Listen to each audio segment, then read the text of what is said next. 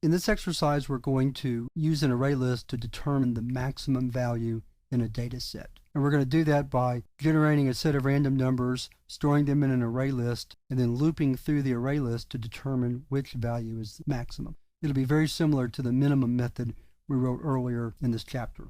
So let's get started by first creating a method to build our array list. So we'll call it build_al.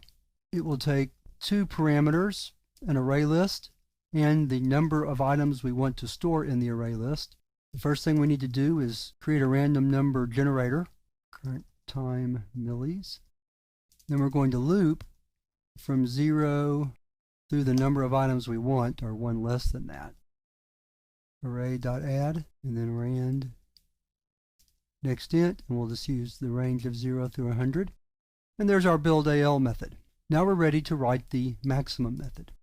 This is an integer method that will return the position of the maximum value in the array list. So it's static int maximum, array list integer arr, int max position equals 0, because we're going to assume that the maximum value is stored at position 0.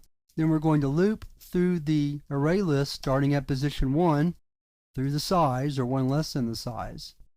If an item in the position of I is greater than the item stored in the position of max pos, then we will make that value of I become the new max pos value. So if array.get sub I is greater than array list.get max pos equals I. And that's all we have to do.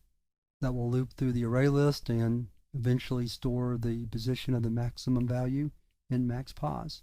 Oh yes, we have to return that, of course. So the first thing we need to do is create an array list. We'll call it numbers. Then we'll call the build array list method with array list numbers and let's say 10 items. Then we're going to say int max equals maximum of numbers.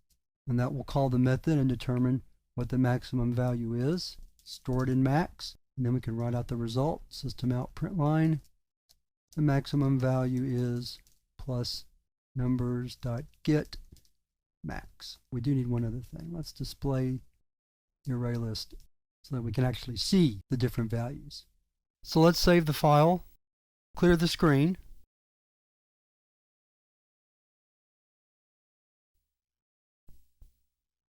And of 72, 92, 64, 46, 13, 20, 94, 38, 35, 57, the maximum value is 94. That's right.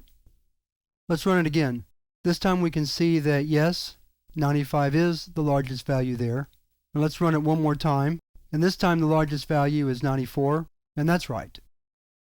So that's how you find a maximum value using an array list. And again, the concept is by using a data structure such as an array list, you make your program more efficient and easy to write and maintain than trying to do it with individual variables. Later in the course, we're going to see how to use another type of data structure, an array, to organize data also. And then we'll compare the array list to the array and look at the features of both. But for now, we're going to move on to the next chapter where we're going to start looking more in depth at object-oriented programming.